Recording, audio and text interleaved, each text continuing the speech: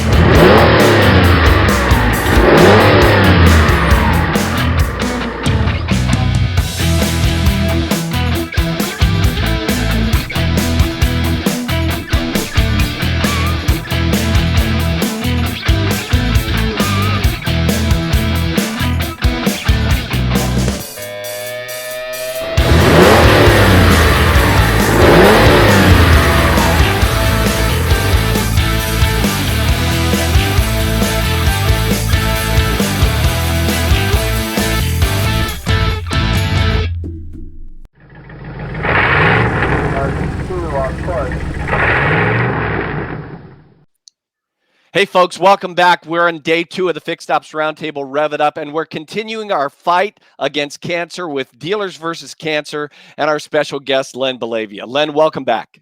Thank you so much, Gene. You know, it's really unthinkable just a couple months ago, Gene and Len, that we would actually be, having Jay Leno coming up on the show, and we're talking about, raising money for Dealers versus Cancer, in addition to raising awareness for it as well, everybody. So what we'd like you to do is be as generous as possible to support this cause. Len, tell us, a little bit. You've been doing, car shows periodically around the country. You've been doing some activities up until the Fixed Ops Roundtable as well to raise awareness and raise funds for this as well, haven't you? Yes, I have. For the past several years, I've spearheaded an initiative called Dealers versus Cancer on behalf of the Prostate Cancer Foundation in California. I went to them and said, look, the demographic for prostate cancer are males over the age of 55. And that's, the automotive industry is filled with people that fit that description. So my misfortune, which turned out to be a misdiagnosis, my very bad news turned out to be very good news, and I wasn't going to let that sit. So I decided to mobilize within the industry that I provide services to. And as I always joke now, wasn't a joke back then, but I say, I handled wrongful termination cases for dealers, and now I had one of my own. So I decided to mobilize the automotive industry. Let's raise as much money as possible to fight prostate cancer.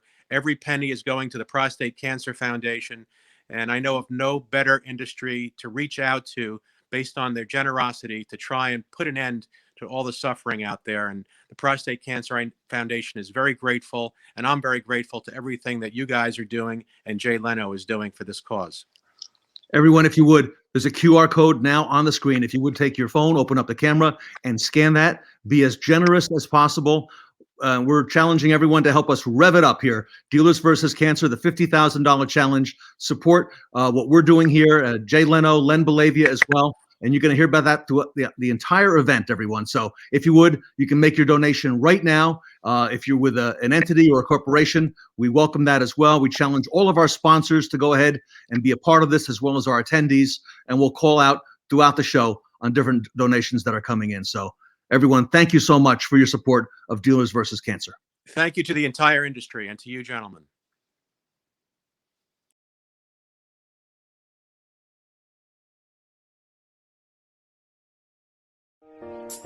This is our scanning system, which consists of a touchscreen computer and a 60-page per minute duplex scanner. I am going to show you how to scan a typical repair order. Bring up our dealer scanning application.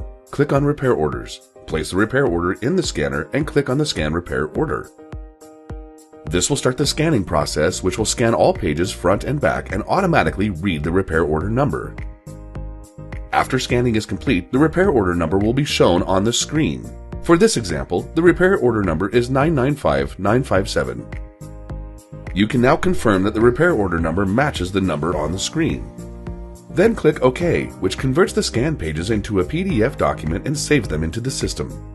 To view the scanned pages, simply click on the View button, which will bring up the repair order where you can easily view and navigate all the scanned pages. You also have the ability to scan small items like battery test printouts or service coupons. Simply load the small items into the scanner and click the Scan Other Items button, and they will be scanned and added to the existing repair order. You can view the scanned items by clicking the View button where you can see the items at the bottom of the PDF document. It is simple. Now, I am going to show you how service advisors, accounting, warranty administrators, parts department, and technicians can easily retrieve the scanned repair orders. Each person will have the repair order viewer on their computer, which allows them to look up repair orders by repair order number, VIN number, or customer name. For this example, we will use the repair order we just scanned, which is 995957. Click Search. The scanned record will be shown, and by clicking on the scanned date, you can see the contents of the scanned repair order. Here, users can print or download or email the repair order document. It is simple. How much does this cost? You don't need to contact us or email us for a quote. We'll give it to you right now. $500 installation fee. $500 monthly service fee per unit. Unlimited scanning. No long-term contract, just month to month. Dealer scanning. Organize your dealership documents, saving time, space, and money. I woke up yesterday and I looked in the mirror and I thought, gee, I look handsome today. But this morning I wondered, how did someone like me make it into the movies? I think I'll go back to Ireland and drive a forklift. Of course, it'll take a very particular set of skills. The kind that you'll hear about from our first set of experts. Day 2. Rev it up!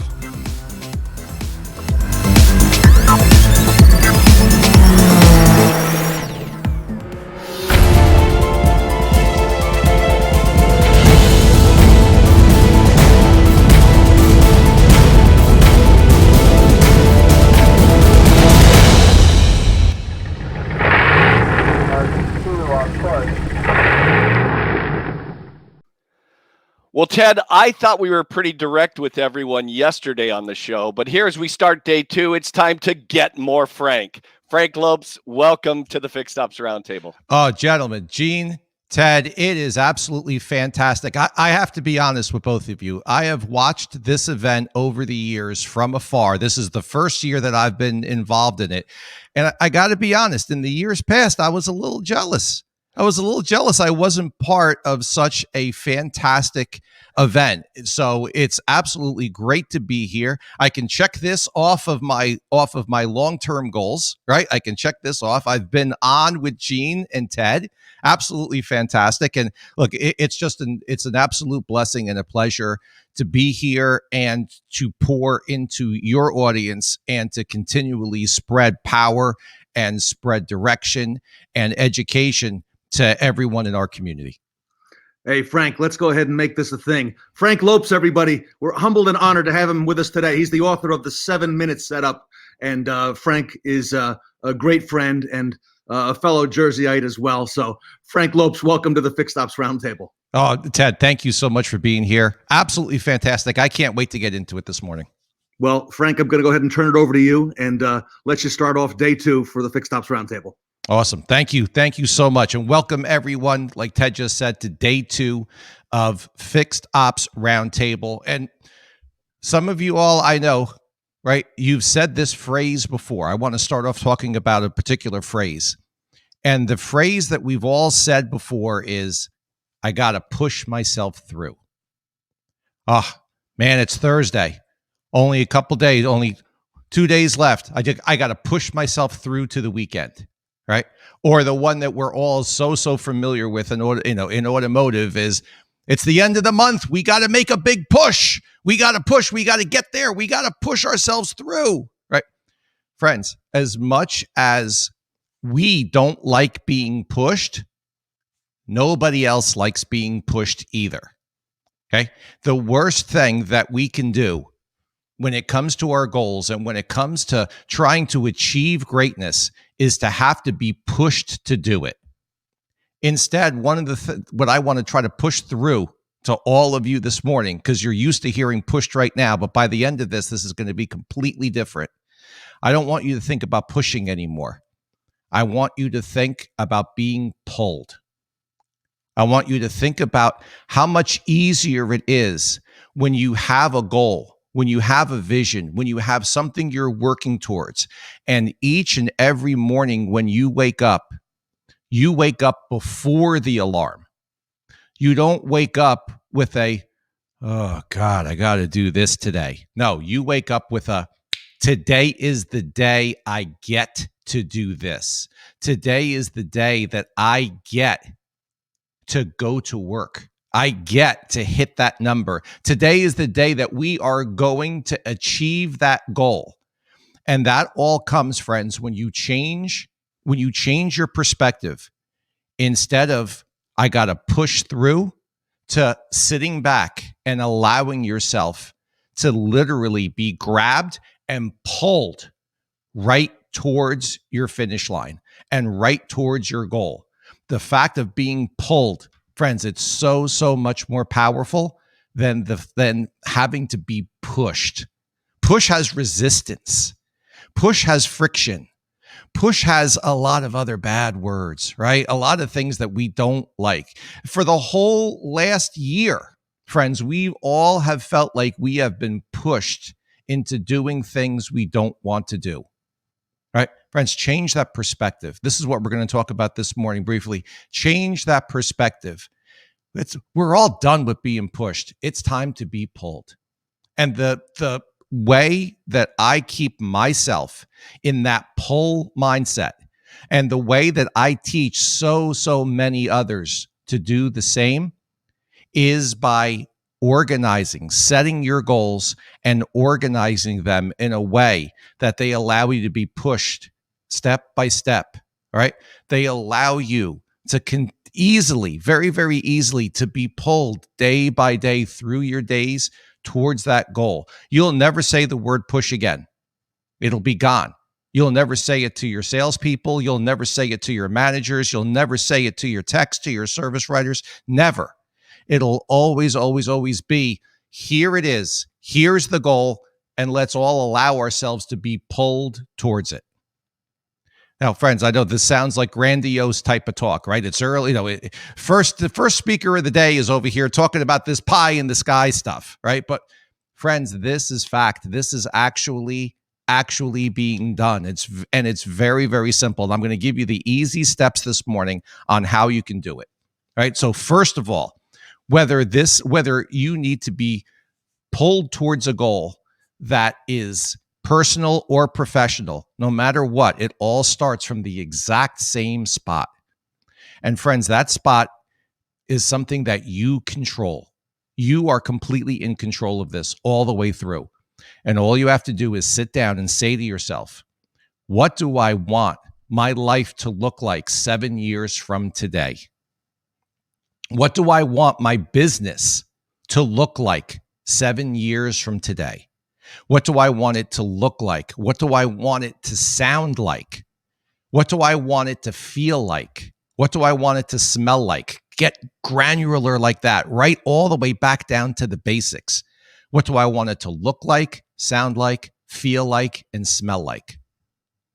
When you put yourself into that type of perspective 7 years from today. Now, I know, look, some of you are saying 7 years. Man, I just want to get through the next 7 hours. I just want to get through the next 7 days. Like, I totally get it. But if you keep your goals short like that, friends, you'll never accomplish anything great.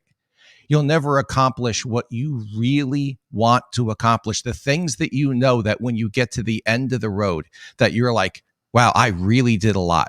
And you have to put yourself in that perspective. What do I want my life or my business to look like 7 years from today? And here's the secret of the whole thing. It's this right here. It's this. Write it down. Write it down. Your hand through the pen onto the paper. Write it all down. No shortcuts in this one. Just like everything else that's worth doing in life, no shortcuts. Actually write it down. What do I want my life to look like 7 years from today? And then you're going to start the amazing act that has so much power in it. That's called reverse engineering. You start from that goal and then you work yourself backwards.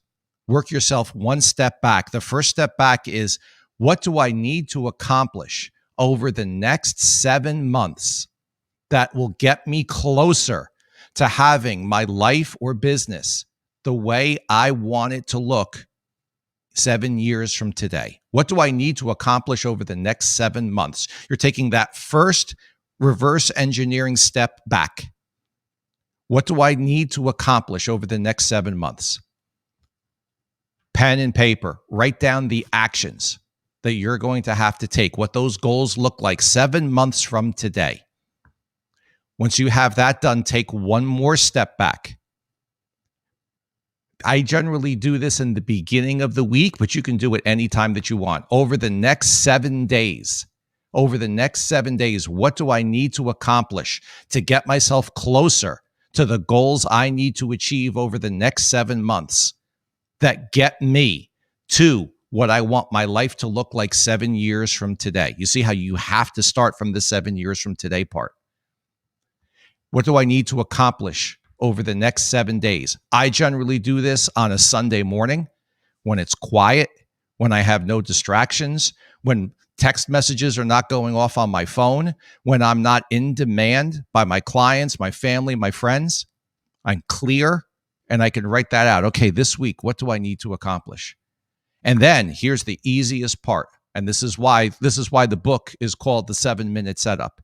Every day, no more than 7 minutes. If what I'm about to tell you takes you longer than 7 minutes, you're not doing it right.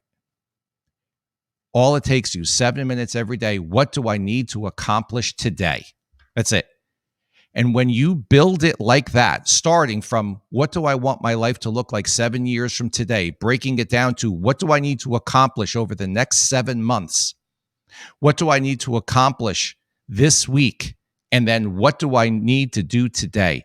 You are always working towards that grand vision. And you can make that grand vision as large as you want. I encourage you to think as big as you possibly can, and then stop for a second and realize that you can do more, that you can think bigger, that you can accomplish more. Because with that formula that I just shared with you all, friends, with that formula, you can accomplish anything you want. 7 years is enough time to hit that grandiose goal. 7 months is enough time to go through, right? To go through the grind, to go through the steps, to reevaluate and get yourself to the pillar, to that first pillar, that first step that you need to be able to hit that 7-year goal.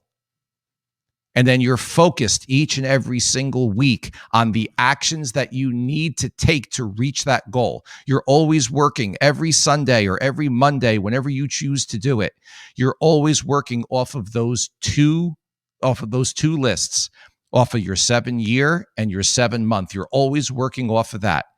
And then every day you're just focused on that weekly goal. What do I need to accomplish by the end of the week?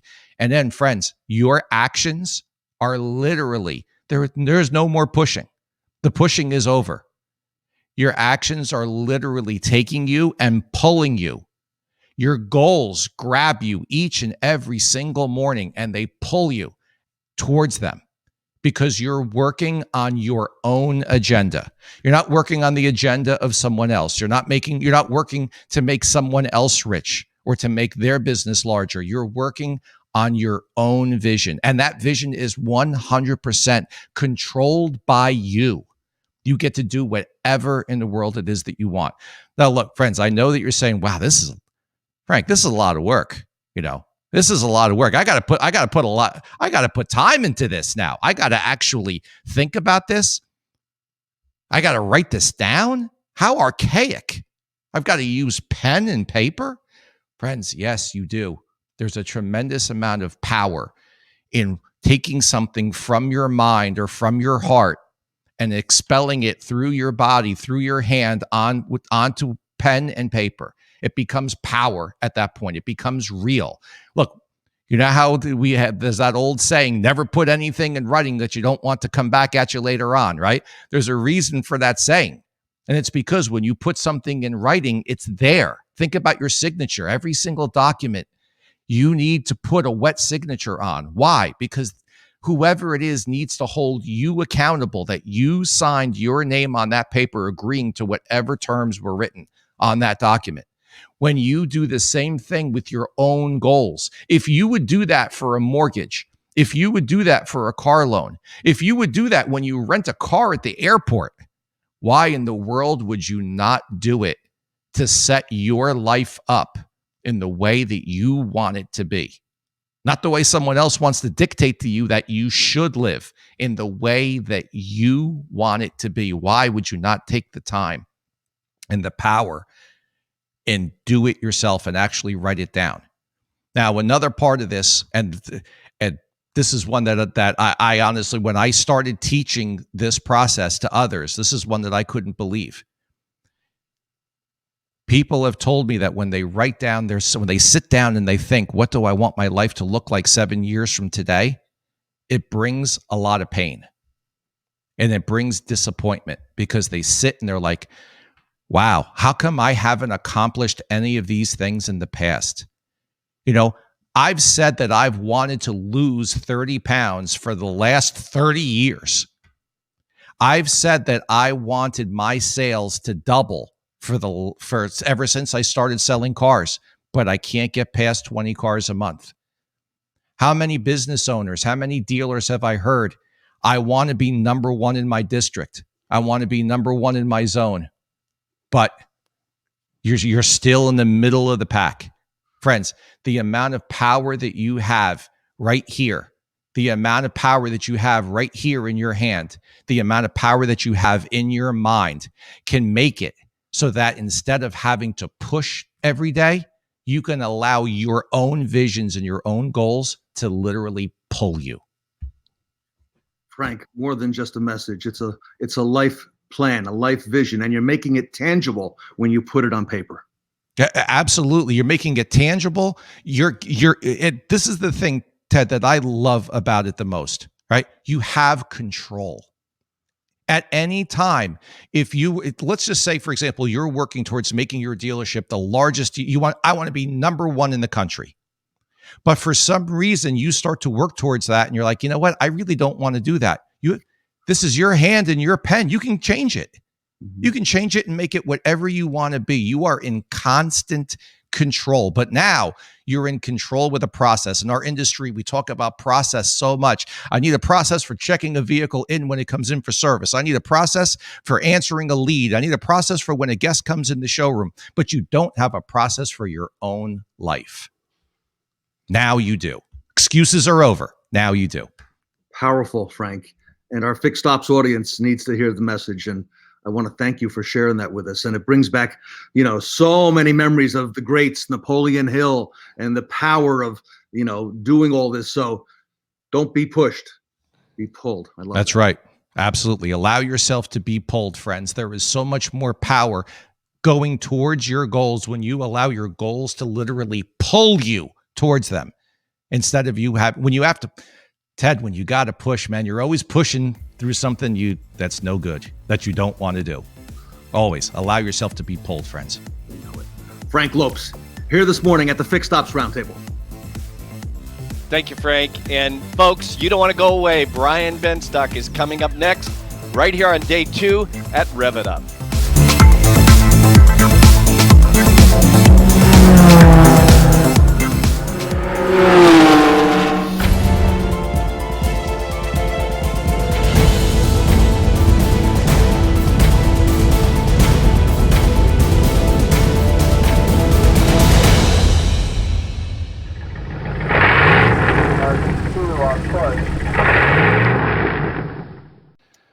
Well, Ted, as always, we're excited when Brian Benstock joins the party here at the Fixed Ops Roundtable. And Brian, we're glad to have you at Rev It Up. I am so happy to be here. I am excited. Ted, what are we talking about today? Hey, Brian, I thought that we would talk about something that our audience has not heard before, a little bit about what's going on in our times right now, if the dealership is an asset or a liability. So let me really quick formally introduce you. Brian Benstock, everybody, is the partner GM and VP at Paragon Honda and Paragon Acura in Queens, New York, where he is right now coming to us from the dealership. So great friend of the conference and the Fixed Ops Roundtable. Brian, welcome back to the event. Ted, thank you for having me. And I'm going to share my screen if I can. So the question is brick and mortar an asset or a liability? And the answer is yes. It's both an asset and a liability. What a beautiful Lamborghini dealership we have here. My palms are sweating looking at that overhead. And I'm saying to myself, how many of those beautiful Italian cars do you have to sell to pay for that overhead? And it's certainly a question that we as businessmen and women have to answer every day. And I think there's a lot of entrants into the marketplace now that are causing us to rethink our current facilities and the need for the facilities. And let's take a look at some of these entrants that are coming in. Polestar, which is a shoot off of Volvo, is coming in, of course, with the electric car. And these guys have an edge on us, right? The edge that they have on us is they do not have to worry about the franchise system, right? So they can open up these stores in areas and locations and have different square footage requirements, just as our friend Elon Musk. And I love Elon Musk. He's a warrior. He's a competitor. He's an animal savage. And he has taken our industry and turned it upside down. I love the fact that the richest man on the planet is a car guy. I think that should be really exciting for all of us. And, you know, he's reinvented the franchise system by piercing the veil that protected us for so years, using electrification to be able to sell direct to consumers. And that's really changed the landscape. So we have to look at what do the future facilities have to look like. And I'm talking to the OEMs here. Hey guys, don't make us, these requirements that you have on us could very well be the noose that hangs us, right? Because Tesla can have a 2-car showroom in a highly populated shopping center, like a luxury shopping center, like the Americana shopping center in Manhasset. And it's right next to a very popular restaurant. And as the restaurant's selling their food, Tesla's selling cars right there. And they don't have this incredible square footage albatross around their neck. And the ultimate player in the showroom game is, of course, Apple. And Apple learned a long time ago that you create a temple to the brand, right? They were selling that's soon to come. They were selling their products online 100%. And they did a great job. And then they said, hey, we need to, even though this is successful, we need to pivot and we need to create a temple for the brand where people can touch and feel and engage with our products in these beautiful, clean spaces. And they did this in such a masterful way that they sell many, many products, both in the store and online. And then when it comes to their service department, well, the service department is kind of interesting, right? The service department is a genius bar where we bring our ex-Apple products and we say, hey, this thing's not working right now. And we go in and we're dissatisfied. I bought this and it's not working. And we go to the genius bar and they reprogram it, they reconfigure it, and they fix it. And what happens often, from what I understand from the genius bar, is that the customers leave more connected to the product than before. And so this got me thinking, could this be the direction that we go in as dealers? Could we create, instead of a showroom, a temple to the brand where customers can touch and feel and virtually test drive the cars inside the dealership and really experience and ingest the brand? And I think that's the direction we need to go in.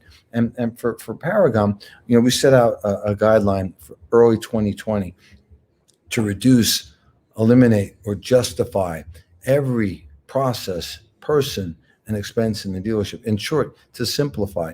And amen for that we started that in January before COVID. And you'll see as we go through, our attempts to simplify are really to make it easier for people to do business.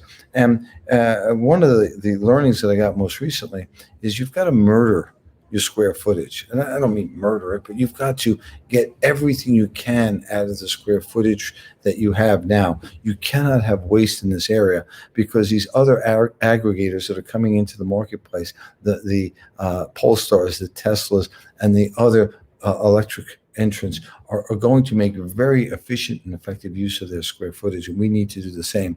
So we looked and said, hey, this game, this business is an infinite game. It's changing all the time, and we need to change with it. You know, the notion of Carvana delivering a car is no big freaking deal right now, yet dealers are resistant. The ability to have a company like Peloton, and I was an early adopter of Peloton. It just made sense. My busy schedule, right? I'm 4 miles away from Soul Cycle in Manhattan, and if I leave here at 7 o'clock for a 7:30 class, I could be on time, I could be early, or I could be 45 minutes late. And if you're late, you got locked out. Well, I got myself a Peloton. Never missed a class. I could choose the instructor. I could choose the intensity. I was in control. So the game changed, right? And the players are obviously changing. We're up against now Elon Musk. We're up against Warren Buffett and Jeff Bezos. There's a nice net worth up top there. And of course, Gary Vaynerchuk, who's changed the way we interact with people, social media, and then the political landscape.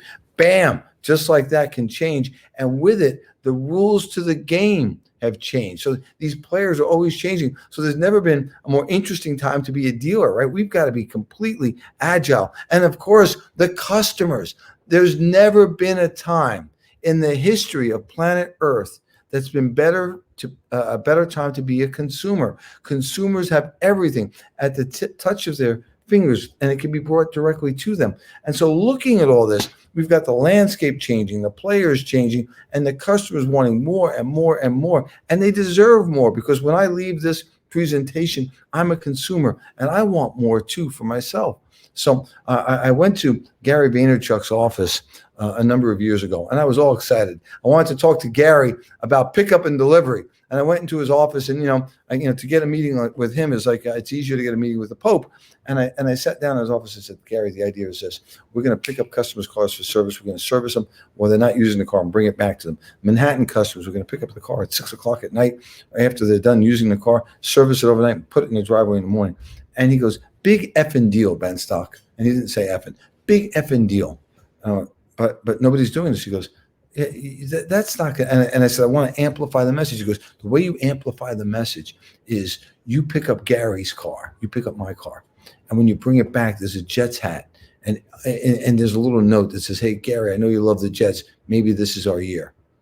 And I went, oh, the guy freaking gets it, right? He says, you want to have scale, but you want to have customized scalability. Customized scalability, that's the holy grail. And he goes, you don't have to worry about promoting this. You do stuff like that, and it's going to explode all by itself. And the guy was right. I mean, he's thinking on a different level. And we as retail, automobile sales, and servicemen need to think on a different level. So for me, I looked at what was going on. I looked at all these businesses that were closing in New York City, my hometown, pre-COVID.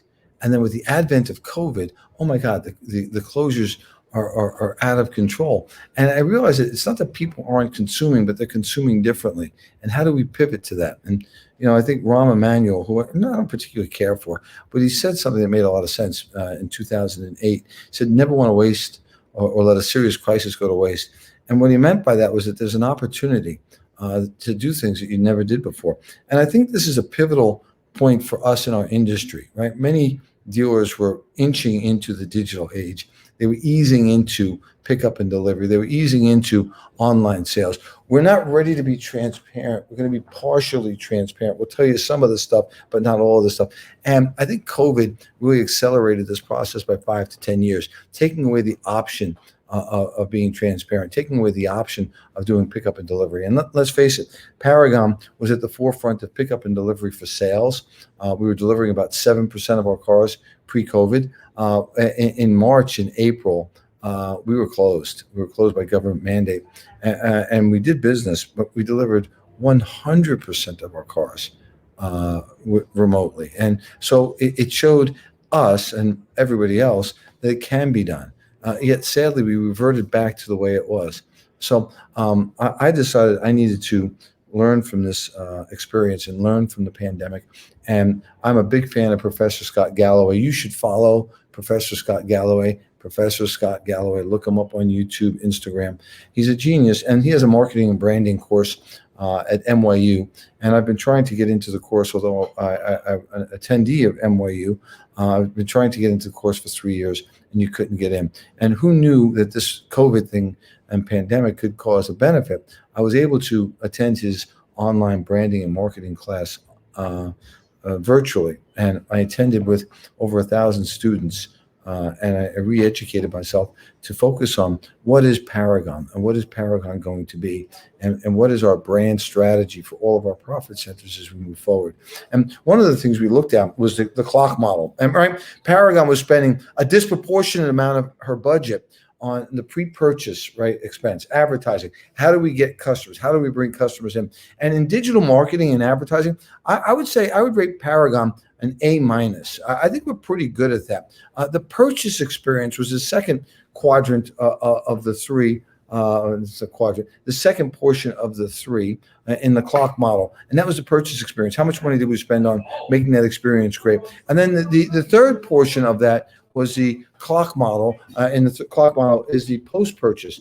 And we realized we were spending a disproportionate amount of our budget on the pre-purchase experience for customers. How do we attract customers? The find, serve, keep. And Galloway said, hey, Ben Stock, you got to ship that, right? From pre-purchase to purchase and post-purchase, changing your budget and your emphasis. And said in a way that I think has become more acceptable in our industry, you've got to change from spending money to capture customers to the experience that customers get when they're in the store. And you take a look at Ford Motor Company last year, and I think they spent between $3 and $5 billion advertising.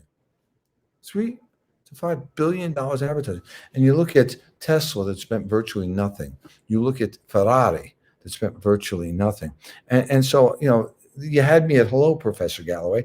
Can I save that money for advertising and put it someplace else? Perhaps we can. And so what if we put that into the purchase experience, bringing the cars to the customers, with customized messaging, where they're outside taking pictures and of the car being delivered to them and sharing it all over the internet and spreading your brand? What if we spent our effort contacting customers like Apple does in trade cycle management, getting them once they have the car to have a great relationship with us, pickup and delivery. And then we just say, hey, it's time. You have the Honda Accord version 3. The Honda Accord version 4 is out. Would you like us to just upgrade it? We'll do it at no cost, and we'll make it really easy for you. And that's really a post-purchase. That's not pre-purchase and in communicating. So we said, this makes sense to us, and how do we do it?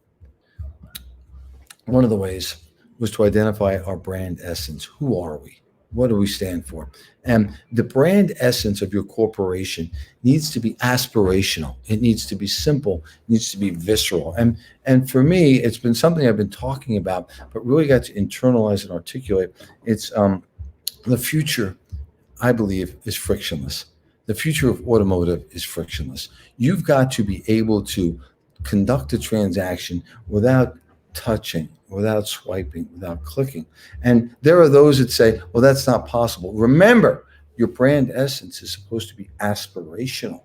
It's something that's supposed to be just out of reach that you go for. And I would say that it's not out of reach, because Paragon in 2017 developed through Google the ability to conclude a transaction for service using voice technology. Hey, Google, talk to Paragon Honda.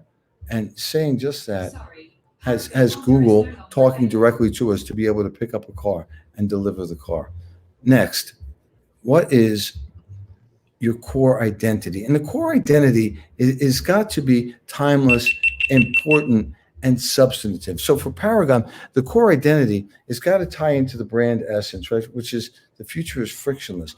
The core identity would have us identify, how do we take the friction points out of the transaction? This is something that's tangible. This is something that you can do. And so we've set out our identity is to take the friction out of every single transaction in every single department in the dealership. And we think this is really important to customers. Customers realize it's much easier. You don't have to go to a cashier anymore.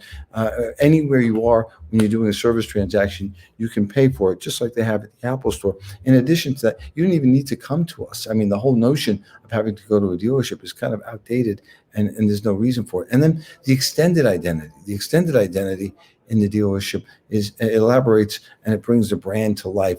If Paragon was a person, what would that person be like? That person's got to be cool. That person's got to be hip. That person's got to be completely servant, however you want it, whenever you want it. You want to come into the store? Oh, great. You want us to come to you? Great. It's kind of this cool nephew that you've got. And for us, that's the brand identity that we want to have. Paragon then set up our brand architect with the future being frictionless as the overriding goal, and to make each of the departments, the new car department, the used car department, and the service department frictionless. And we've set out to do that. I want to share with you some of the things that we've done. First, we wanted to make sure that everything we did in every department crossed what we call the hurdles, the 3 hurdles. Which one? It has to differentiate us. I don't want to be like the Honda dealership that's 6 miles away. I don't want to be anything like the Ford dealership that's across the street. I want to be differentiated. And I want what that differentiation is to be relevant to the customer. I want the customer to say, hey, that makes sense. That's freaking cool. That makes my life better. It's got to be relevant, right? And it's also got to be sustainable. It's got to be something that we can do over and over again at scale for our audience. And if it passes the stink test, the 3 hurdles of being differentiating us, being relevant to the consumer, and being sustainable, it's something that gets our attention. So we took a look at tomorrow's newspaper, and our friends at McKinsey gave us a newspaper, and it showed where the profit centers of the future are going to be for the automobile dealer. And you see above the line is where we're going to have increases in contribution to the bottom line, and below the line are the departments that are going to contribute less. And if you look, they're predicting that collision and service are going to be providing a disproportionate amount of money to our bottom line, and that also the tires are going to be contributing a disproportionate amount to the bottom line. And I said, well, what the hell is that? But why would that be? And we're all hearing about electrification and electrification coming in, our service and fixed ops business is going to go out the window. Well, think of this: whether it's electric, it's diesel, or it's gas, they're going to crash it. And so you better be in the collision business. Now, we dabbled in the collision business. We have body shops that we outsource the work to. We're no longer dabbling. We are getting full on involved in the collision business. We are looking at the future and preparing for it now and making it easy for customers at all of the touch points. If they have an accident, we want to be the place that they go. What else? Well, let's take a look at what we're doing. We meet by accident. At Paragon, we'll get you back on the road in no time. We handle all major repairs, including standard maintenance, scratches, and major collisions. Need more? We also offer full detailing, windshield replacement, and rim repairs. All our repairs are inspected by one of our certified technicians, so you know you and your family are safe. Contact us today and we'll pick up your car and drop it off when it's ready. It's as simple as that. Collision Solutions by Paragon Honda. How sad is this that we really weren't fully in the body shop business, although it was an offering that we had forever. We weren't really promoting it the way we promote other departments in the dealership, let's say the sales department or the used car department. Well, that's changing, and it's changing now. The tire business. We were in the tire business, and I know Ted has a couple of sponsors that sell tires. Well, this is Anthony, isn't it? It is Anthony. It's my service manager right there. And what's he surrounded by? Pallets and pallets of tires. Every dealership says, we sell tires. Are you in the tire business? It's a different question. And I was speaking with a dealer just last week, and he said, Benstock, we don't make any money on tires. The margins are so low. And I'm like, dude, you got to look at the RO. Don't look at the single line item. Look at everything you sell on top of that. The suspension work, the brake work that you get, and the customer loyalty. When you send that customer someplace else to get those cheap tires, that other independent is getting the brake work and the suspension work. And we forfeited fully 80% of our service business right now, and it's no wonder, because the independents know, give away the tires and get all the gravy. And we haven't learned this lesson. Many years ago, we used to give away turkeys on Thanksgiving, and I went to buy some turkeys, at the local Pathmark down the block, and they had an advertised price of, I don't know, 75 cents a pound. And I went there and I said, well, I want to buy 500 turkeys. And it's 75 cents a pound. The guy says, no way, man. We'll sell you one turkey. I go, what do you mean one turkey? You got to advertise here. And he said, well, no, we lose money on every turkey we sell. But the average basket of groceries is $85. And so why haven't we learned this? They may not make money on the tires, but the average RO is huge when it comes to tire work. And again, the same formula, whether it's electric, whether it's diesel, whether it's gas, it's going to run on tires. So you ought to be in that business. And we've moved full steam ahead into the tire business, as exemplified by Anthony Petito in a world and a sea of tires here. And then, of course, leverage your existing pickup and delivery services. We thank God we had this network built in 2017, and it served us so amazingly well during the pandemic. We used the same infrastructure that we had built to service customers' cars by using pickup and delivery to pick up and delivery for sales, new and used cars. And I want to share with you some interesting data. This heat map is going to show points of light where we've done service business, and that's great. But it's also going to show, the longer the dot is, the revenue, the repeat revenue from each of those points of light. And I think that really shows an incredible opportunity for all of us. Let's take a look at this. Now, initially, you're going to see we just focused on Manhattan, and we went to Queens, and we expanded it. And you'd see some of these other areas, these outlying areas, and you say, hey, well, that can't pencil out. You did an oil change out there, and that's 30 miles away. And if you charge $29 for the oil change, you lost money. But the longer the trail there, the more revenue we got from those transactions. And these customers are doing business with us over and over again. And I'm proud to say that some of these pickup and deliveries that we're doing as far away as New Jersey are really penciling well. And more importantly, we're providing a great service, I think, for the customer.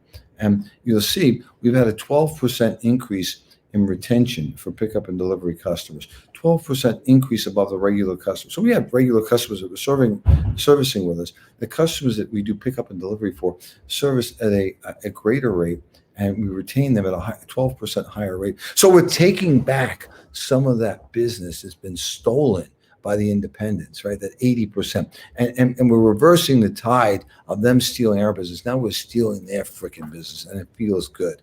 In addition to that, as a reward for that, the ROs are 50% higher with pickup and delivery. The customers are more willing to spend money because we're making better and more effective use of their time. So, these are good things that are coming out of the digital age. And let's face it, so many people are saying you can't make money online. You can't make money online selling cars.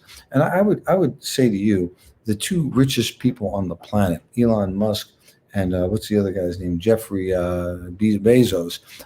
They've done okay with online sales. In fact, they've mastered online sales. And I think we could take a page out of their book.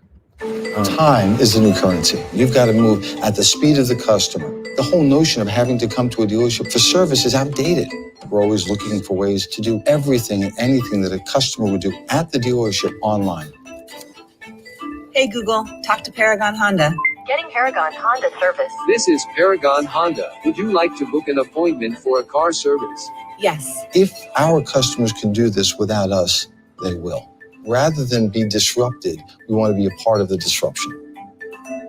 And I think, I was asked by a reporter last week, what is my mission? And I think rather than laying down and being disrupted, I prefer to be a part of the disruption. And I want to be a part of the disruption with you. I want to be a part of the disruption with my fellow dealers, men and women, to say, hey, we can do a better job than we're doing now. We're doing a good job. We can do an even better job. And, many of my dealer friends are saying, hey, Ben Stock, I made a lot of money last year. Well, everyone made a lot of money last year. There was a shortage of cars, which caused margin appreciation, not depression. And that created a very good opportunity for us. Well, that may not be here. Last year we also had $3 trillion injected into the economy. And, I don't know what's going to happen this year. I'm hearing a stimulus potentially of 1.9 million. What do we do when the funding money runs out and we have to get back to running our business? And are we prepared for what that future looks like? And my mission now is to prepare us for that. And in doing so, we have to talk to customers, right? How many of you are on Clubhouse? Do you know what Clubhouse is? It is the most powerful social media platform on planet Earth. Do you have your Instagram account activated? And are you using that not just to say, hey, look at us, but to transact? Because that's where that's going. And of course, Facebook, and these are ways of reaching our customers. This is where they live. This is where they breathe. This is where they transact today. And we've got to be there. In addition, all of us have a Google My Business page. And many of the advertising agencies that we employ really don't pay attention to that. They may make some minor updates. The Google My Business page is the F word. It's free, and it has massive power. Paragon last month had 480,000 views of its assets on Google My Business, and over 97,000 engagements. Click, like, do. And imagine if we could have 5% or 10% more transactions going on Google My Business. Imagine if we set up, and we are, a Genius Bar on Google My Business, where your customers and mine can go to a dealership, my dealership hopefully, and ask questions. They can ask, how do I serve this? How do I solve for that? And we make it completely easy for customers to get the answers that they need without even dialing a phone, going to our dealership's Google My Business page and the Genius Bar that's there. By the way, I don't expect that we'll be able to call it a Genius Bar. I think that name is taken, but you get the point. Industry trends: 18% of the shoppers would buy a vehicle sooner and more often if there was an online purchasing option. To date, we do not have an end-to-end purchasing option for our products. It's disgusting. And it's going to happen. My prediction for 2021, it'll happen in 2021. And 65% of consumers surveyed said they expect more online purchasing options in the future. And they're coming. They're coming, but not quick enough. I envision the day when someone goes on Instagram, we serve them up for an ad for $299 Honda Accord with $1,000 down. We give them very limited choices. Pick the color. They pick the color. They click buy now, and it gets sent right to their front door. Why don't we have that yet? And I've had so many people, oh, we do have that. Baloney. We don't have it, but we will soon. And I hope to be a part of that. When it comes to buying a car, you've come to the right place. Buying a car has never been easier. At Paragon Honda, you can buy a car in minutes from the comfort of your own home. Once you've selected the right car for you, customize your payment based on lease, cash, or finance. Have a trade-in? No problem. Get an instant value for your trade. Know your credit score? Enter it here to get a more accurate payment summary. Finally, select if you prefer to pick up your new car at the dealership or have it delivered to you. It's that easy. So call or click today to start shopping. I would say this, that's good. It's not good enough. Who was the first person to break the 4-minute mile? Well, I think many of us know the answer. His name is Roger Bannister. He broke the 4-minute mile. And within 1 year, 55 other people did it. Who was the second person to break the 4-minute mile? Nobody knows. Because being second doesn't count. His name is John Landy from Finland. He was the second person in the history of planet Earth to break the 4-minute mile, and nobody knows. I would say to you what Professor Galloway said, it's surprising how long things take, and then shocking how fast they happen. And we need to be prepared, because in 2021, there will be an end-to-end solution for buying a car online. And no, not the Carvana. That's not buying a car online. Sorry, guys. It still involves an average of 10 different phone contacts, but there will be an end-to-end click, buy, sell, deliver, boom. And I hope to be a part of it. Ted, I want to thank you for allowing me the opportunity to share my thoughts and my vision for the future with you and your great team.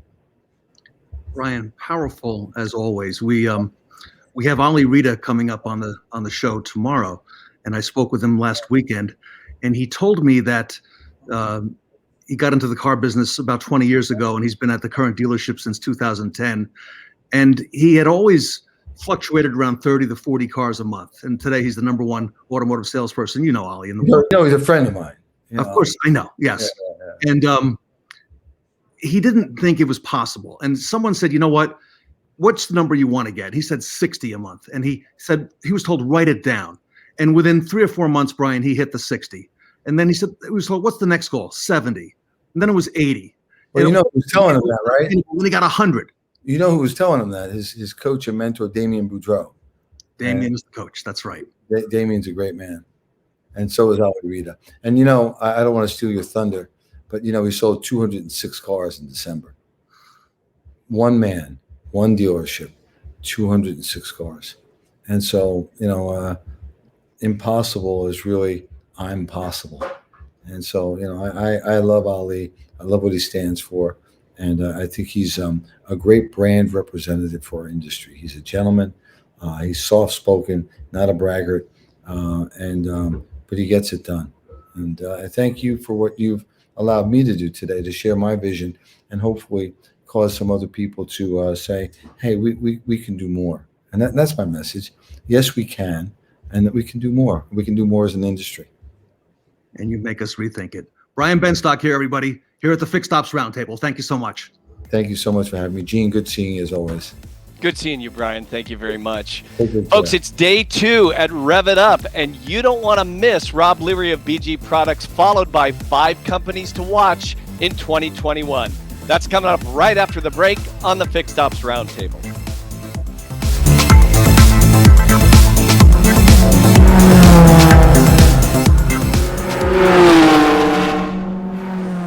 Vendor management is a nightmare.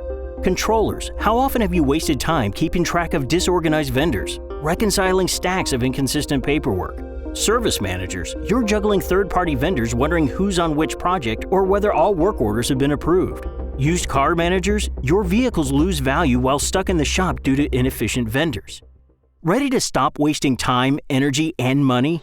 Introducing Serve, a comprehensive solution to all your vendor problems. Controllers enjoy a single accounting system with all vendors billed the same way. Invoices are automatically generated and reconciled using full DMS integration. Increase transparency and accountability to a new level while reducing legal exposure. Use your time to focus on every dollar spent. Service managers know exactly who is working on which cars, who approved work orders, and how long each step takes. Let our system track progress so you can get the job done faster.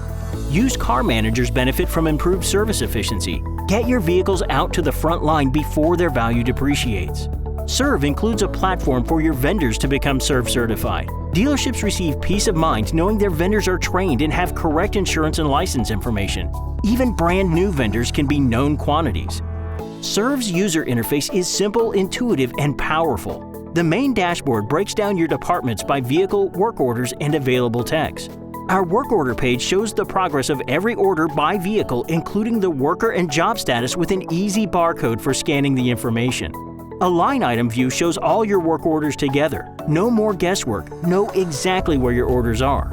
Our live vendor portal is your home for financial information. Controllers can view how many work orders have been submitted and how much they've billed with one-click contact for managers. Invoice Control displays all your invoices for any period of time with totals underneath. On the left side, see every car or work order ever done for a vendor. All invoices are filterable by VIN, stock number, and more. In today's changing world of valet-type services, Serve's Live View puts your porters at your fingertips. Check availability, schedule new trips, and effortlessly track times and efficiency. From invoicing to employee management, Serve handles all your vendor needs. By making life simple, everyone benefits, including your vendors. Serve Automotive. Simplify your business today.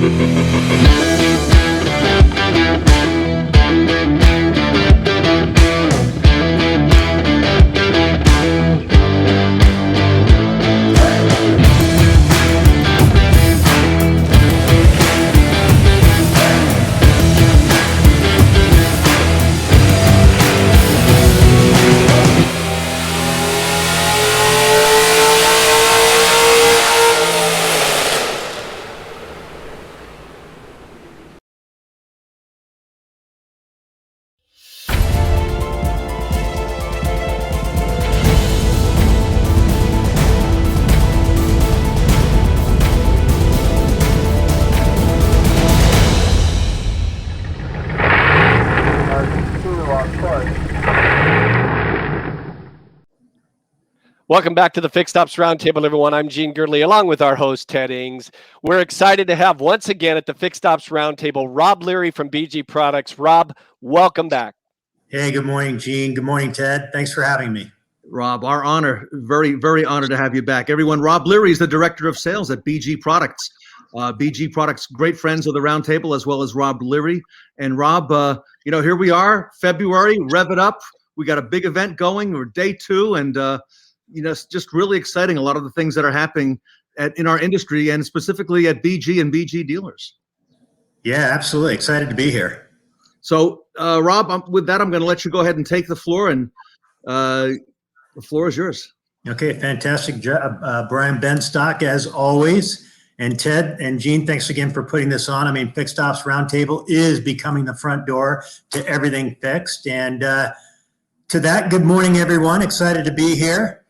So let's start with talking about the service drive and the pandemic. I mean, right, this is crazy, right? Here we are 9 months into the pandemic, and it doesn't feel like it's going away anytime soon, right? But let's face it, right? We all have advisors wearing masks, and in this case, a hazmat, as you can see. And we all have our plastic shields that keep us apart from our customers, and the 6-foot spacers for the lines, the hand sanitizer, and that PPE list goes on for eternity, right? But unfortunately, this is our future. But the question is, does it have to be? And is there a better way?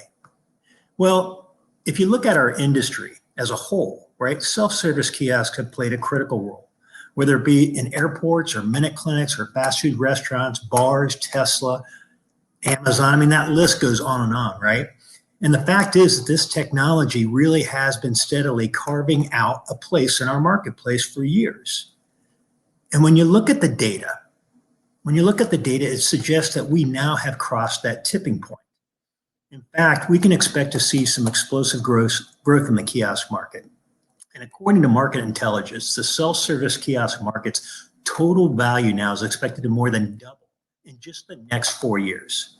That would bring it to about a $42 billion business. And to give it some context relative to our own industry, the automotive accessories business is about a $40 billion business. In other words, the kiosk is a huge business, and it's going to take shape in our business, whether we know it or like it or not.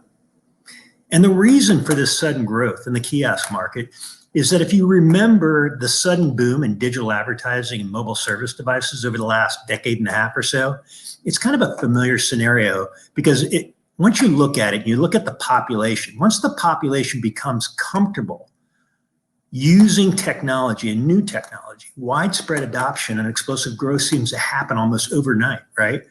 In fact, all the data suggests that now that we have that percentage of self-service kiosk users, the percent of actual retail usage is now up to 85% of Americans that have used a kiosk. And then a recent survey done by the retail group found that 85% of Americans have actually used a kiosk. And again, 49% of those customers now say that they want a self-service kiosk at every store that they do business. But listen, with all of that being said, it unfortunately took our industry for a pandemic to see the value in a self-service kiosk. And that's not being critical, it's just being real. Because we have often said, and far too often said, that the service write-up is far too complex for a self-service kiosk in a dealership. But yet, when you look at the numbers, when you look at our service drives, I mean, heck, 56% of the ROs we write on our service drives today are one-line ROs. LOS, right, are approximately 70% of all the ROs written. And of course, J.D. Power and Associates revealed in a study just a few years ago that I still think has relevance today, where some 71% of premium brand owners and similarly 73% of non-premium brand owners were never offered an additional service in the first 5 years of ownership. And I know that sounds crazy, but it's the reality. And listen, if that isn't reason enough to consider a self-service kiosk, go and stand on any service drive and watch what happens. Listen to what happens. Listen to what the customer says when asked, how can I help you? And what you will unfortunately find is that approximately 70% say, I'm just here for my oil change. And unfortunately, what does nearly 100% of our advisors say? Sure, we can take care of that. And would you like to wait, or do you need transportation, or do you have a ride? But unfortunately, it didn't ask the all-important question about sales. It didn't ask the question about dealer or manufacturer recommended maintenance, which, by the way, we all know is one of the key pillars to retention, right? So listen, as I always say, if you can't change the customer's behavior in this case, or equally important, change your advisor's behavior, you must adapt. You've got to find a better way. And again, I think that's why the self-service kiosk makes so much sense in our industry today. What's the value to the dealer? What is the value for a self-service kiosk to the dealer? Well, for starters, it will present 100% of the time, right? It will ask for the business 100% of the time. It will never call in sick. It will always have a great attitude, and they're very efficient. Average transaction takes less than 2 to 3 minutes per transaction. And of course, they provide a great frictionless service experience, which every customer is looking for.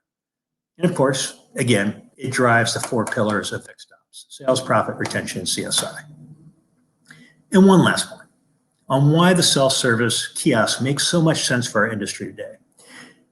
If you remember in my last session when I talked about Amazon and who really gave the buying power back to the consumer by simply suggesting customers who bought this item also bought these items. And as a result, their sales went up 29% on a $266 billion business. Insane. But it's really what we're talking about here with the self-service kiosk. It's giving the customer control. It's allowing the customer to suggest to themselves that says, Mr. Leary, with customers like you with this year, this make, this model, and this many miles, this is the recommended maintenance services and or service specials that customers who drive your vehicle, a vehicle like yours, do. And ironically, our early pilot results are suggesting just that. In fact, when you look at our early pilot results, they are proving that giving the customer the power to self-select is actually driving results. Prior to our installation, the penetration of oil and fuel additives on the oil change business for this particular customer was only about 5%.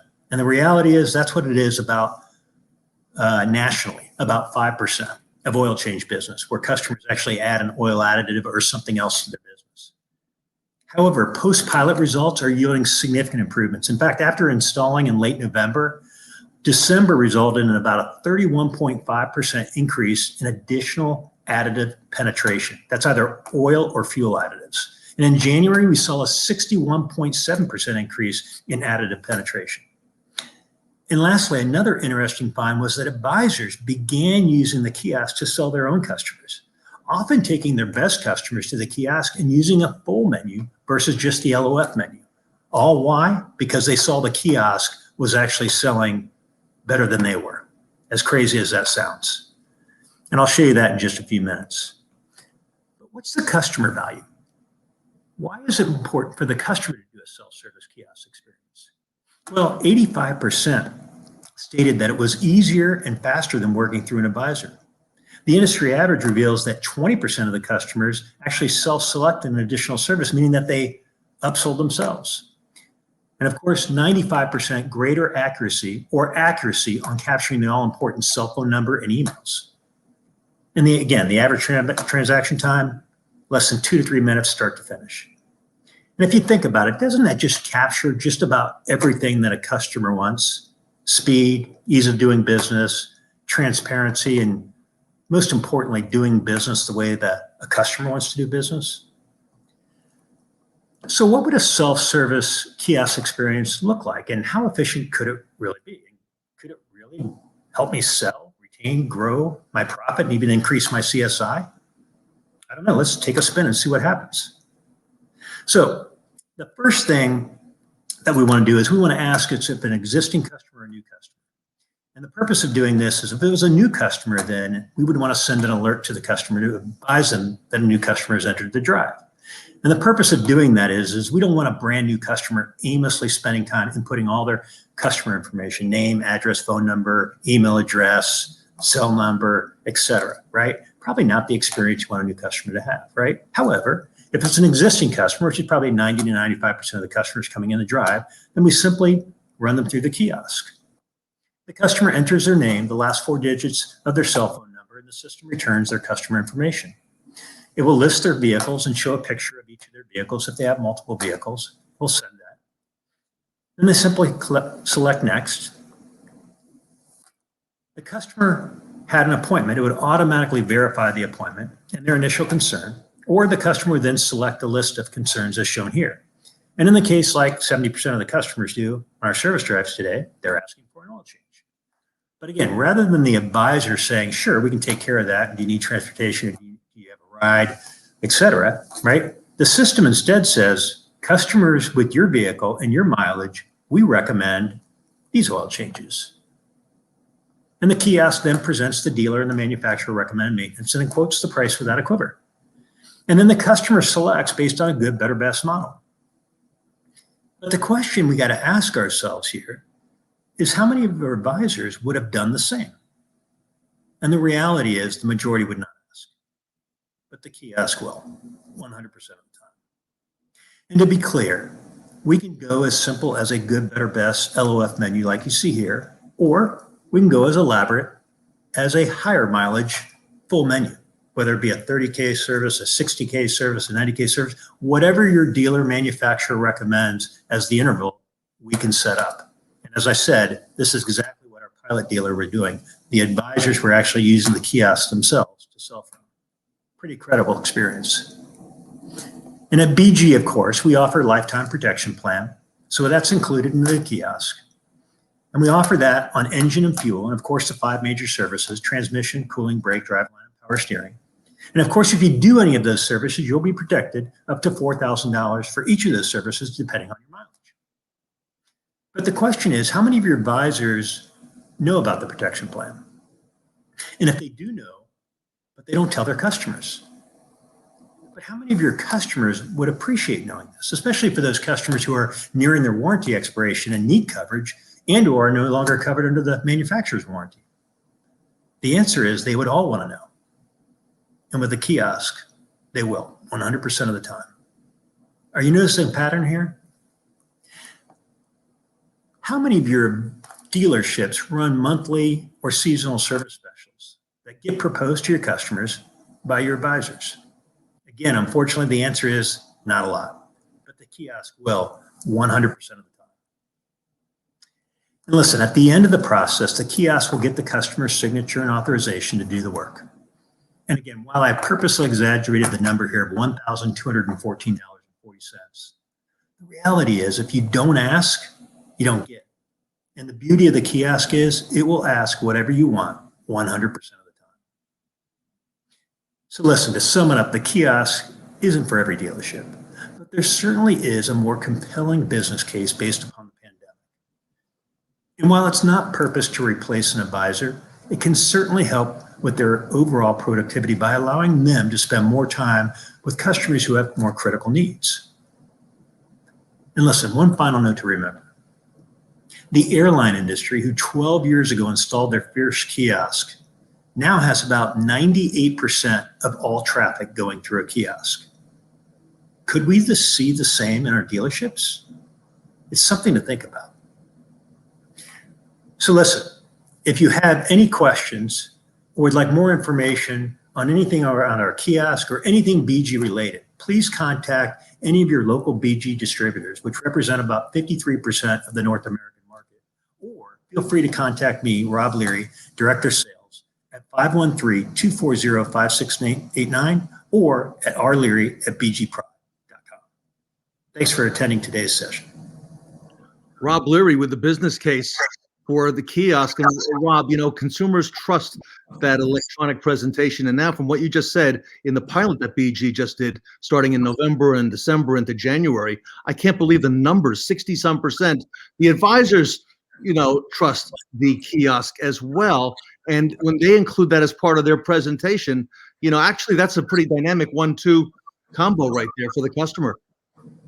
Yeah, it really is. It was kind of an enlightening surprise to us to see the advisors adopt the kiosk as well as the individual consumers. So they kind of flocked to it because, again, they saw how the customers were actually upselling and selling themselves. So the advisors are smart enough to where they're like, well, if the kiosk can do it, I can probably do it even better. So it was a kind of a neat find. But In any case, it's taken both the self-service kiosk customers and, of course, the advisors can present as well. So a great combo. Rob, if you'd be kind enough to stay behind with us, I'm going to ask our audience. Everyone, we're putting up a QR code up on the screen. If you'd like to go ahead and take your mobile device, open the camera and scan that. That will take you to a separate room, and we'll have Rob and BG Products available to answer your questions about the kiosk, how it worked for you, and about BG Products, Rob, overall, and about the different profit opportunities that are offered to dealerships. BG Products far and away the top of the market. Nobody's even in second or third place. So great opportunity, everybody. You don't have to say, hey, Ted, how do I get a hold of Rob Leary? You can do it right now and have that one-on-one time with Rob and do some networking with him right here at the Fixed Ops Roundtable. Rob, thank you so much. Honored to have you with us today. Thank you, Ted. Rev it up, baby. That's right. And everybody, don't go away, because we've got more Rev It Up coming your way in just a moment with the 5 companies to watch in 2021. Stay right here.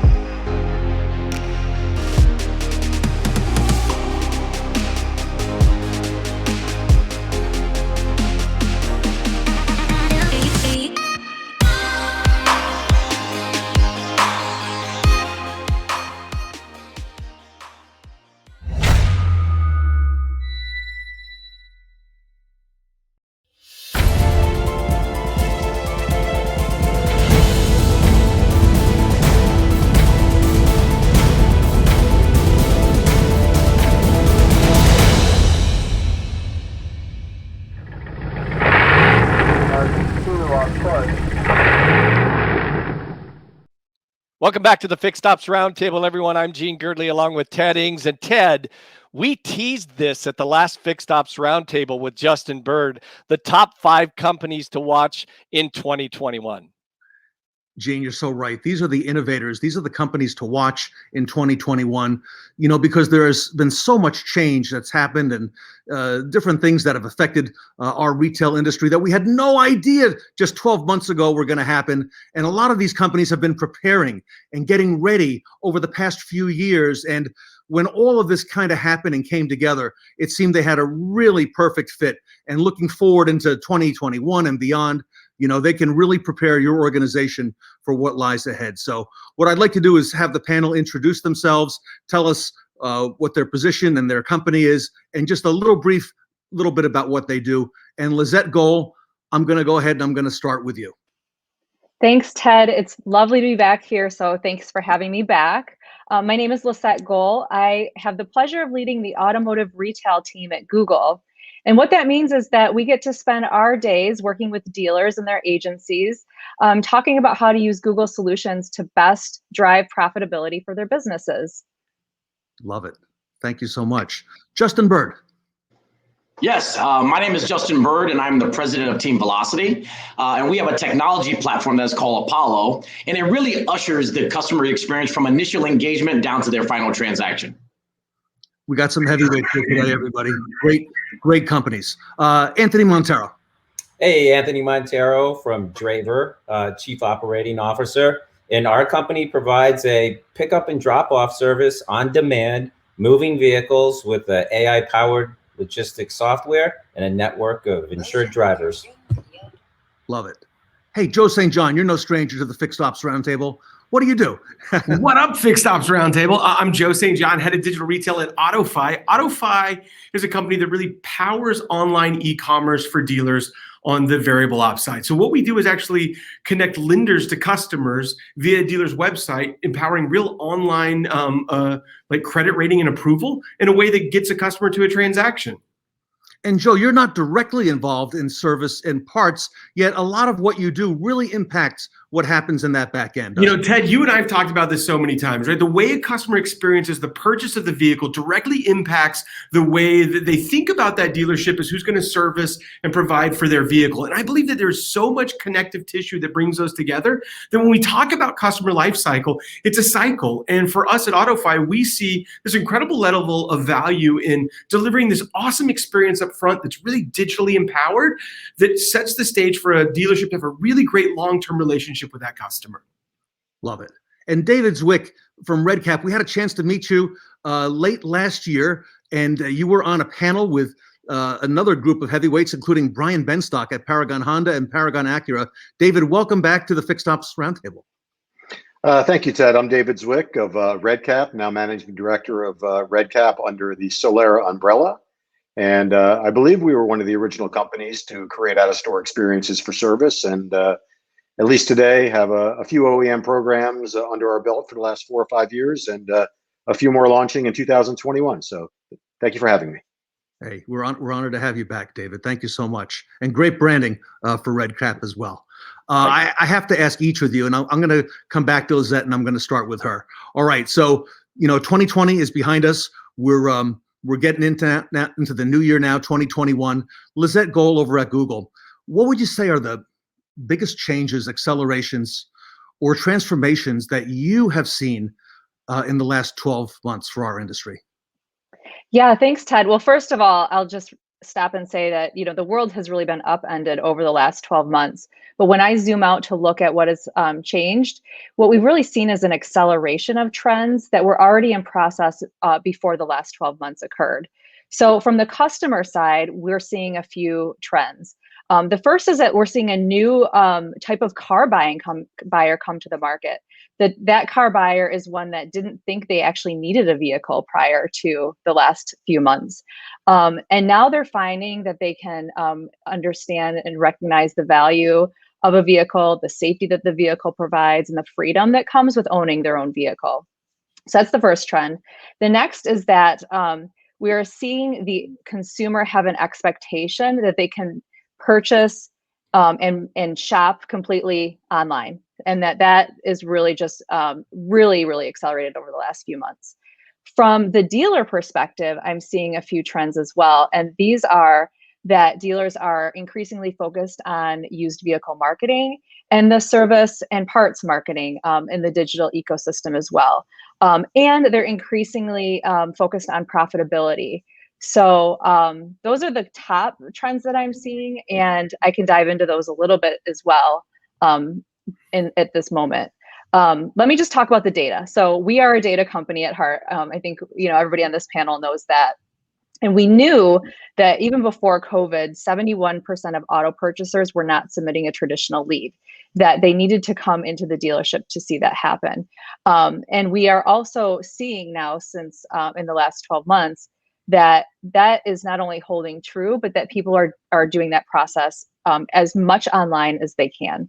And so that trend will continue, and we see dealers really leaning into that.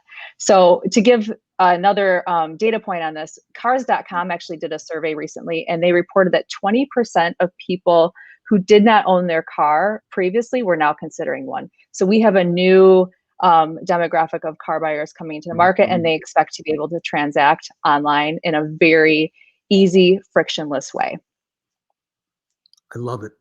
And so much has accelerated the term that you used in the past 12 months. And these are things that you've been working on and we've all been working on for some time, but it's really come to fruition now. Justin Bird, tell us a little bit about the biggest changes, accelerations, and transformations you've seen in the last 12 months. Well, yes. So first of all, I'm so excited to be on this panel with such an illustrious group. And I agree with the sentiments that Lizette just mentioned. You know, a lot of the trends that we're seeing now are really just accelerations of things that we have begun to see signs of in the past. You know, I live by many quotes, and one of them is that life listens to you. And over time, we always knew that the customer wanted to have a more personalized experience. We always knew that the website needed to convert from this place of like, oh, here's where you shop, to actually turning into a transactional place for the consumer to engage in business with the dealership. We had no idea, obviously, of the environment that would take place in order for that to become really, really true. But we are now here. And I will also tell you, it was a little bit humbling because I'm just so excited to have the business partners that we do, because we always kind of knew that this was the vision moving forward. It also is a wake-up call, because certain things that at one point in time that are a luxury or a nice to have are now today an absolute requirement. And when consumers begin to demand this personalized experience, it really begins to propel our industry forward. I think it's also a little, I don't know, natural evolution, if you will. And it's going to continue to make us work harder to make sure that we can give the consumers the experience that they demand. The sad part about it is I think they've always kind of in some capacity wanted this. But, you know, that has led us down some of the negative stereotypes that I know all the great companies that are on this panel try to help dealers overcome. I'm just excited to see that the environment has now changed, but there are also technology tools and partners like that are on this panel that can help dealers adapt to this new landscape. You know, Justin, I would say early last year in maybe April or so, I was talking to Lizette because we had a couple Fixed Ops Roundtable physical events back in the day when we were still able to do that. And I was talking to Lizette about some of the trends that are happening, and Google has such insight into what's happening. I felt like she was almost looking into the future with some of the answers that she was giving me, because she was aware of things that were happening. And Justin, you and Google do work together, do you not? We do. We work together extensively. And the reason why is because data is the new currency. Because I will tell you, I mean, I've been in this business. My father was in the business. My brother was in the business.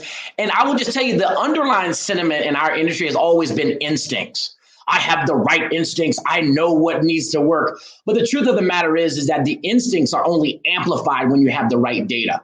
But in order to have the right data, you got to work with the right partners. And what we have found is that Google not only provides us the data, but what that data then turns into is to tangible trends that you can predictably see and adjust your strategy to make sure that your clients are performing in this new environment. So it's a relationship that we nurture. It's a relationship that we very much cherish. And we always look to bring that message to the dealers, because instincts is only going to get you half the way. Data combined with those instincts is going to get you across the finish line.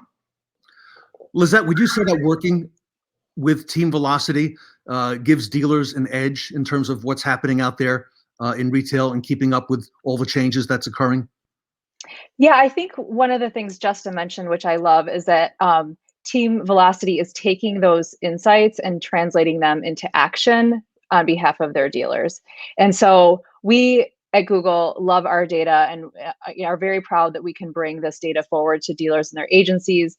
And really what we want to see is that next step, which is taking action on it. And I'm thrilled that Team Velocity has done that and used these insights in order to make the right decisions for their dealers so that they can continue to ride along with these trends and this changing landscape as it's occurring. Super. Anthony Montero, let me come over to you. What would you say the biggest changes or accelerations that you've seen in the last 12 months in our retail auto industry? Well, I mean, by far, it's dealers and businesses having to transport vehicles, customers, and packages at scale. We've been doing pickup and delivery in the automobile business for many years, and mostly it's been relegated to the highline dealers. Now it's all dealers. All dealers need to do this. And when you throw in as many times that they need to move vehicles and coordinate a rendezvous point with a customer, or maybe they need a ride back from where they dropped off a car or picked one up, and you throw that all on top of each other, it's literally hundreds, if not thousands of data points that we can't expect a human sitting behind a desk with a spreadsheet to try to map that out and be efficient. It just does not work. And so that demand of saying, hey, I need to get this vehicle from here to here. But, Lizette said it too, that parts and other parts of service have picked up as well. We've now added the ability to pick up a part on demand where the driver may be en route. The dealer knows they need this part that's on maybe a sister dealership or maybe at a parts store nearby, and they can just stop on their route, grab that part, put it in the driver's seat or in the back of that vehicle,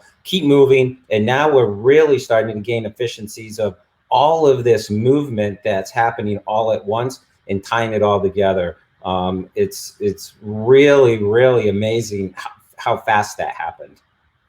How do you feel about it was just mentioned here just a little while ago about the safety factor for the consumer having their own vehicle, now that all that's transpired in the last year? How important is that to be able to, have the vehicle as a commodity for the consumer?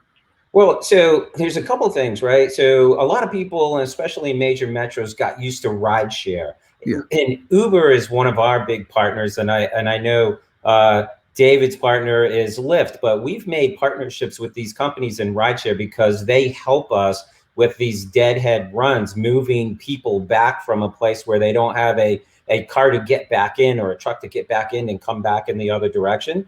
These major metros are now, people don't want to get in the rideshare cars as much as they used to. That may be temporary, but for now, people are saying, I'd rather have my own car and drive it around than to have somebody drive me around. So that's really been a major shift. And now all of these paradigms have shifted really quick, and people are really freaking out, trying to figure it out. And I think, if you look around of all the faces on the screen and the companies we represent, it really is a superstar of these companies have got together to figure this out. And we truly do come in and help a dealer or a business, get to where they need to be in today's world.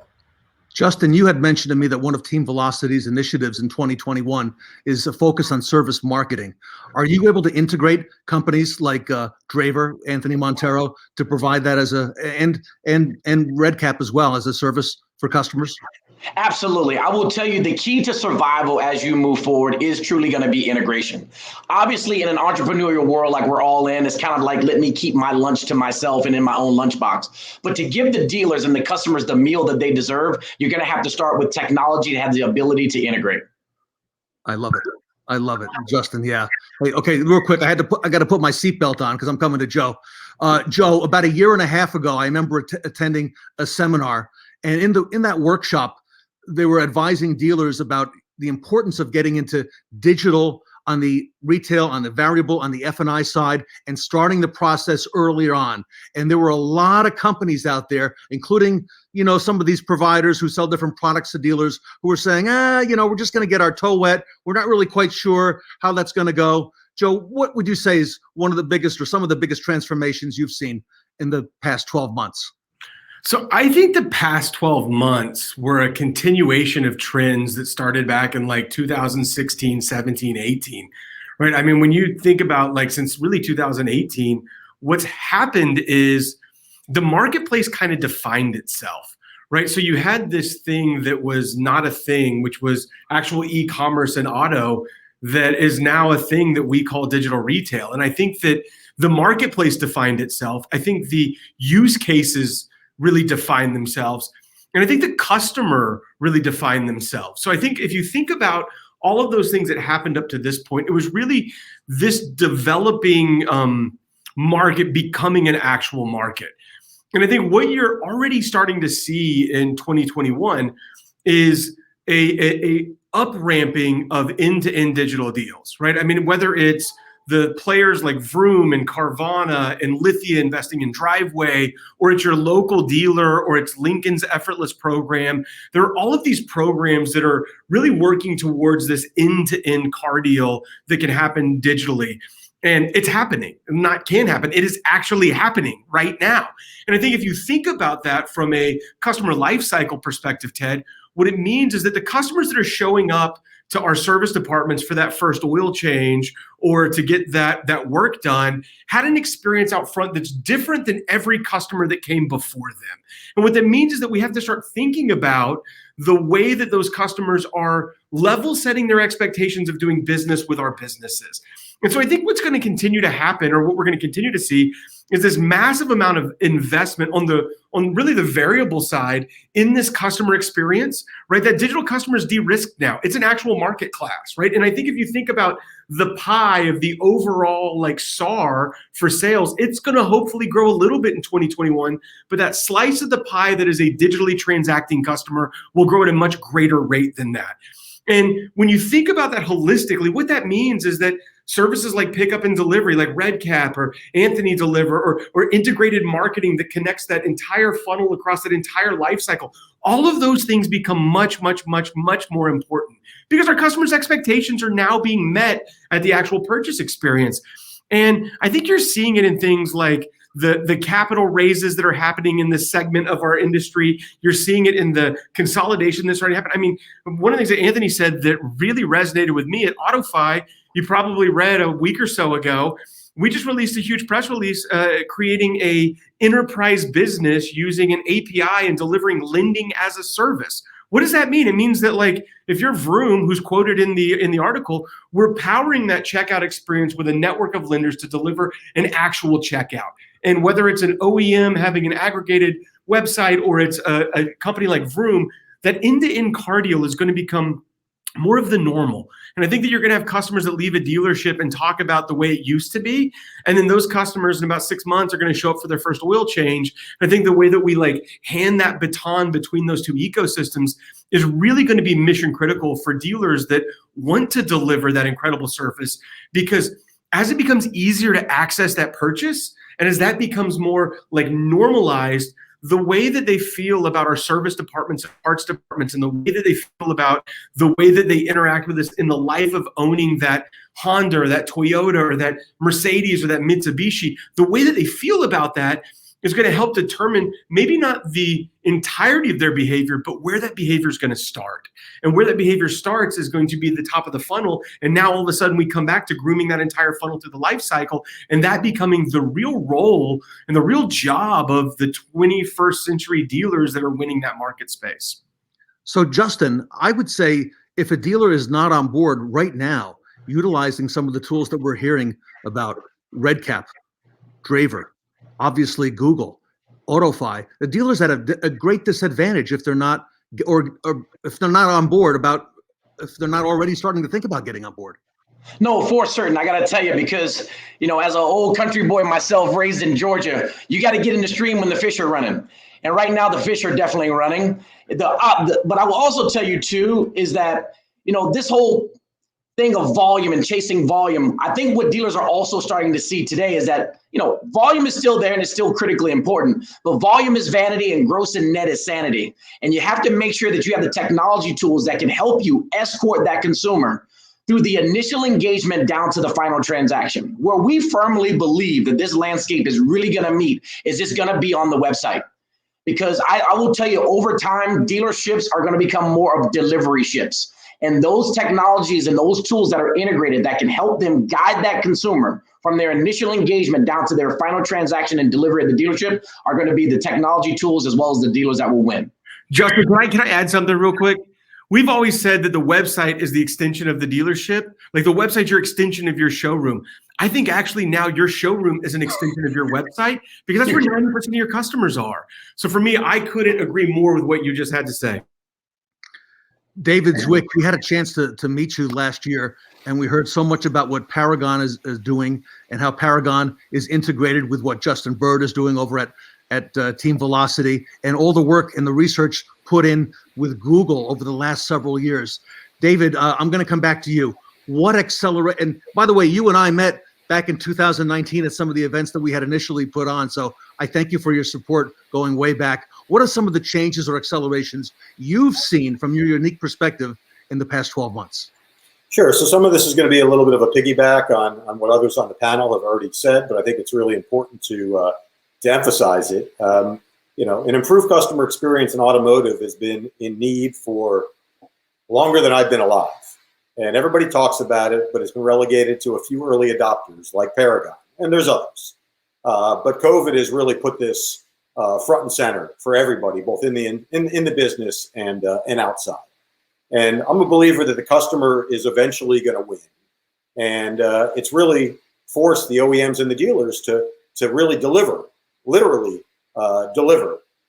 And if the dealers are not willing to make it easy for their customers to purchase, somebody else will. I mean, if you look at the aftermarket, whether you believe the numbers, whether it's 50%, 70%, or 88% of service revenue running through the aftermarket, every one of those customers, nearly every one of those customers started out as a franchise dealer OEM customer. And where they win, or where they allegedly win, is on convenience, possibly price, although I don't believe it, but it's a 10-minute oil change, it's a quick break, it's a change, it's a quick tire thing.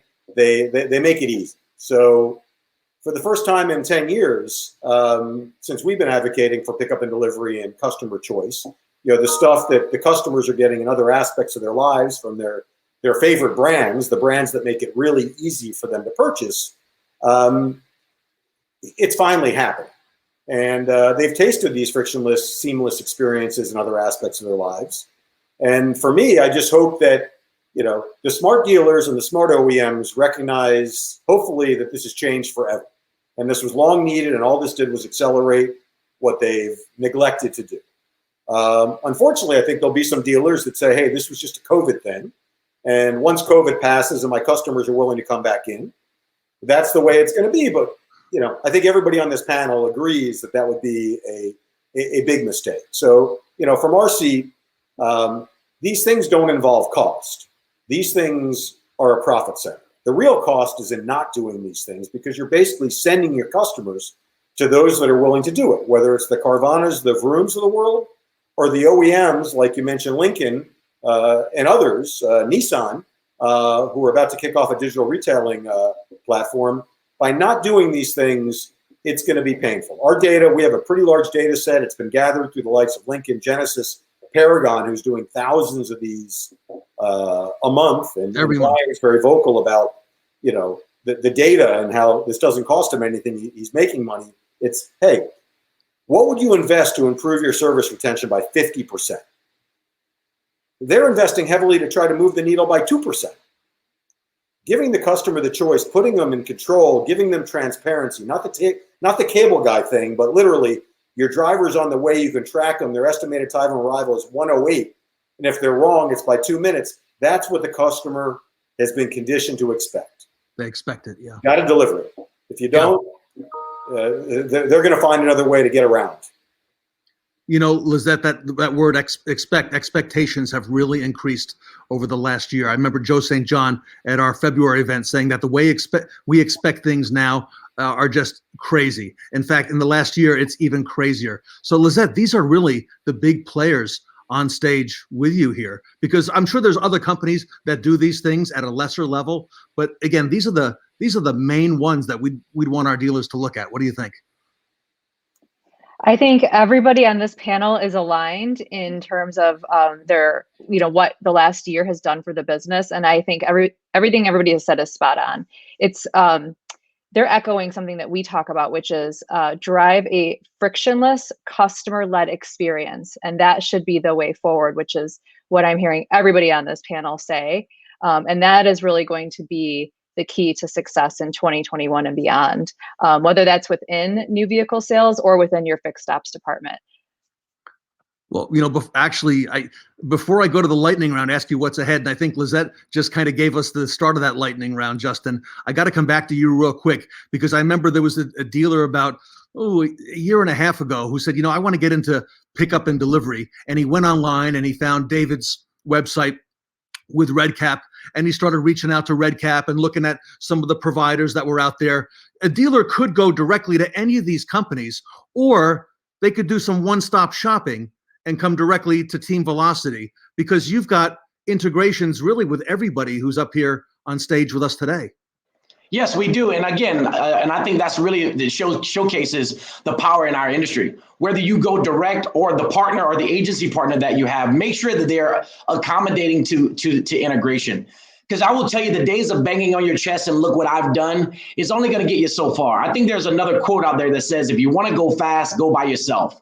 But if you want to go far, go together. So we've built all of our technology to be capable of integrating, because we know at the end of the day, we want our dealers to go far. So we want to be accommodating to integration so they can go far. All right, lightning round. I'm going to come back to you, Justin. If everybody would, in just 30 seconds or less, tell our audience what to expect in the year ahead in terms of digital and the transformation and all the processes and the great products that these companies and services offer. Justin, off to you first. Wow. Well, I'll tell you, the thing that you have to be looking at for the future is start with your website. You've heard a lot of commentary today. It's going to boil down to your website. And when you look at your website, if you're looking at your website and it's just a kaleidoscope of stuff, and your website is not transactional, you're not ready for the future. If you want to get ready for the future, reach out to organizations like ourselves, organizations that are on this panel, because we can help you get there. It's going to start with your website, and your website has to convert from being transactional. The days of like, oh, that's just where the consumers go at the end. No, you got to think about the website from the beginning to the end. Love it. In velocity. Anthony Montero over at Draver. What to expect in the year ahead? Hey, yeah, so I'm just going to play off of what Justin just said and then tag on. But yeah, start with the website, but don't lie. Don't say you do home pickup and delivery and service pickup and delivery and big, bold, flashing banners on your website. And then someone calls to say, hey, can you bring me a test drive car? And they go, oh, we don't do that. So if you're gonna say you do it, do it. Don't lie. And we can help you. All of us can help you do it. So say you're gonna do it and do it. Otherwise, what's the point? You just basically lost the customer because they're saying, why do I want to do business with a guy says he's going to give me something and they never give it to me? But this is what's going to happen. This is what I see coming. Big groups, OEs, David said it, OEs, DMSs, they're leaning in hard on this, right? They're all investing big money and they're going all in on this. Service pickup and delivery, frictionless, contactless, the whole 9 yards. It's happening. The good news is, right, those guys are going to get it, but with aligning with companies like ours, the little guy can do it too. That single point dealer, that Ford guy, that Chevy guy out in the country that wants to do this and give his customers the same experience can do it without major investments in infrastructure. You don't have to buy flatbeds. You don't have to hire a bunch of people. Just align with us and we'll get you there. Amen. You make it happen. Hey, Joe, I'm sorry. Anthony took too much time. I got to go on to Dave. Is that all right? Joe St. John at AutoFi, what to expect in the year ahead? I think it's really simple, right? I think that in 2021, you're going to see this continuation of a acceleration of more customers interacting with your dealerships more digitally. So what I think is really going to happen across the entire dealership ecosystem is the percentage of customers that interact with your store digitally is going to continue to accelerate rapidly. So whether that's sales, that's service, that's anywhere. And I think that's going to be driven by the increased level of awesome tools coming out from companies like ours, with the massive levels of investment going into those tools that will continue that increase. Love it. David Zwick at RedCap, what to expect in the year ahead? Sure. I think for a lot of consumers, they're trying to decide between a Navigator, an Escalade, or a E-Class or a 5 Series. The cars, are basically the same. They're going to go with the dealer and the OEM to provide the easiest experience. And some of those brands, some of those OEMs, the dealers, they're going to start providing them. They already are. There's several thousand dealers that are using our tools. They're going to continue to win business, and those that are weaker are going to continue to weaken.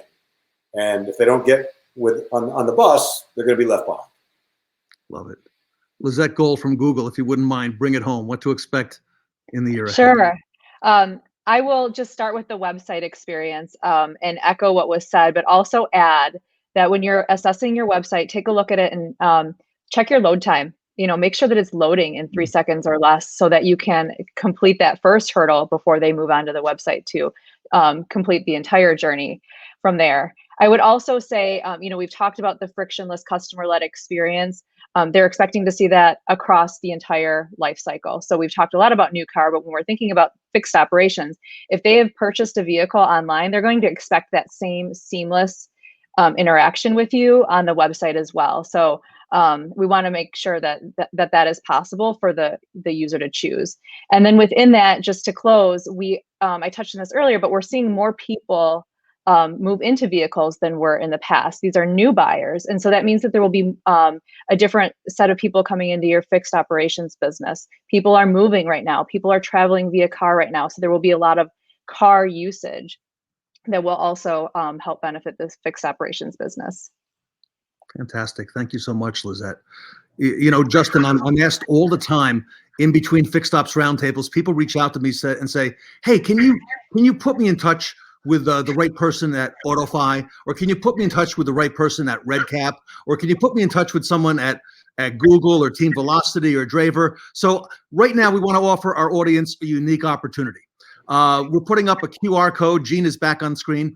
The QR code up on the screen is going to direct you to a Zoom room where, courtesy of Team Velocity, if you would like to do a little networking right now and ask some questions of our panel, of Justin, of Dave, of Anthony, Joe, and Lizette, go ahead and click on that, and that'll direct you right after this panel is over. You can meet, ask some questions, get some of your questions answered, and again, a unique opportunity here at the Fixed Ops Roundtable. I want to congratulate the companies that are here with us, the 5 companies to watch in 2021. Lizette Gold from Google, thank you so much for all that you do for our industry.